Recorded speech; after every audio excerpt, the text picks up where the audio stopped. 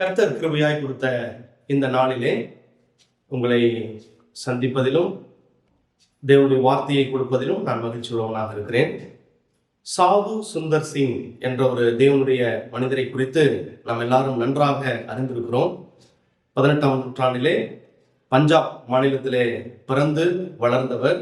அவர் தன்னுடைய இளம் வாலிப வயதிலே கர்த்தராகிய இயேசு கிறிஸ்துவை தன்னுடைய சொந்த இரட்சகராக ஏற்றுக்கொண்டு அவருக்கென்று தன்னுடைய முழு வாழ்வையும் அர்ப்பணித்து அவருடைய நல்ல செய்தியை அநேகருக்கு பிரயாசப்பட்டு அறிவித்த ஒரு தேவனுடைய மனிதராக அவர் காணப்படுகிறார். பல இடங்களிலே அங்கும் இங்குமாக அலைந்து திரிந்து தேவனுடைய வசனத்தை விதைத்த ஒருவர் என்பதை நாம் நன்றாக அறிந்திருக்கிறோம். அப்படி ஒரு முறை தேவனுடைய ஊழியத்தின் நிமித்தமாக அவர் போயிருக்கும் பொழுது அவரை சந்தித்த ஒரு சன்னியாசி ஒருவர், அவர் அநேக சீடர்களை கொண்டிருந்தவர்.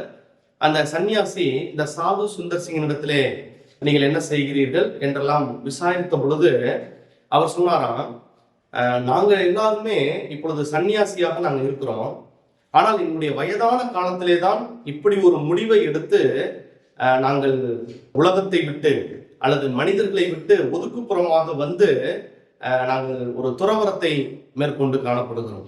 ஆனா நீ என்னப்பா இந்த வாலிப வயதுல அனுபவிக்க வேண்டிய வயசுல சந்தோஷமாக இருக்க வேண்டிய காலங்கள்ல நீ இப்பொழுதே ஒரு சன்னியாசியை போல நீ இயேசுக்குன்னு வாழ்க்கையை அர்ப்பணிச்சுட்டியே. நாங்களாம் பாரு திருமணமாகி பிள்ளைகளை பெற்று அதெல்லாம் முடிந்து கடைசி காலங்கள்ல தான் நாங்க இப்படி வந்திருக்கிறோம்.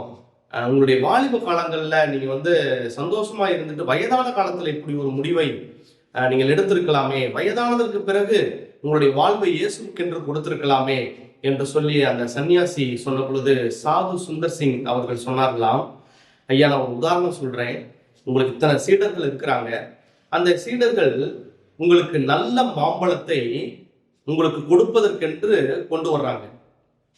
ஆனா உங்ககிட்ட அதை கொடுக்கறதுக்கு முன்னாடி அந்த மாம்பழத்திலே உள்ள எல்லா சதைகளையும் அவர்கள் சாப்பிட்டு மீதி இருக்கக்கூடிய தோலையும் கொட்டையையும் கொடுத்தா உங்களுக்கு எப்படி இருக்கும் அப்படின்னு கேட்ட பொழுது அந்த சன்னியாசி சொன்னாராம், அது எனக்கு அசிங்கமானதாக இருக்கும், அது என்னை அவமானப்படுத்துவது, அது ஒரு கேவலமான ஒரு செயல், என்னை அற்பமாக நினைப்பதற்கு அது ஏதுவாக இருக்கும் அப்படின்னு சொல்லி அந்த சன்னியாசி சொன்னாராம்.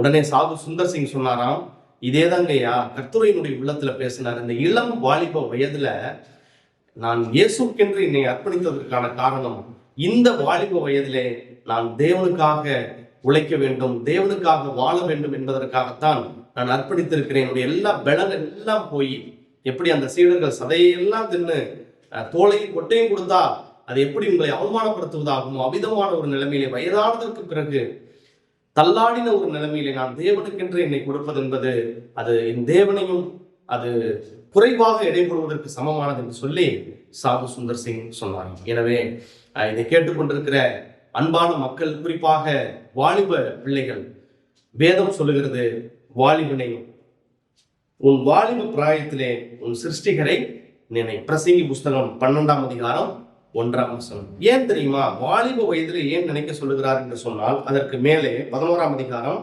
10ஆம் வசனம், இள வயதும் வாலிபமும் மாயை. அநேகர் பார்த்தீங்கன்னா இன்னும் இந்த வாலிப காலம் ஏதோ 100 வருடம் வரைக்கும் வாலிபனாவே இருப்போம் அப்படின்ற மாதிரி வாழ்க்கையில நினைச்சிட்டு இருக்காங்க. ஆனால் இதெல்லாம் மாயையானது, இதெல்லாம் நாம் கடந்து போக வேண்டியவர்களாக நாம் காணப்படுகிறோம். ஆனால் இந்த வாலிப வயதிலே தேவனுக்கென்று அர்ப்பணிப்பது எவ்வளவு பெரிய ஆச்சரியமும் எவ்வளவு பெரிய சந்தோஷமுமான ஒரு காரியம். தேவன் அதிலே சந்தோஷம் உள்ளவராக அவர் காணப்படுகிறார். எனவே வேதம் சொல்லுகிறது, இன்னொரு வசனத்தை நான் சொல்றேன், 11ஆம் அதிகாரம் 9ஆம் வசனம், வாலிபனே உன் இளமையிலே சந்தோஷப்படும், உன் வாலிப நாட்களிலே உன் இருதயம் உன்னை பூரிப்பாக்கட்டும், உன் நெஞ்சின் வழிகளிலும் உன் கண்ணின் காட்சிகளிலும் நட, ஆனாலும் இவை எல்லாவற்றின் நிமித்தமும் தேவன் உன்னை நியாயத்திலே கொண்டு வந்து நிறுத்துவார் என்று அறிவு.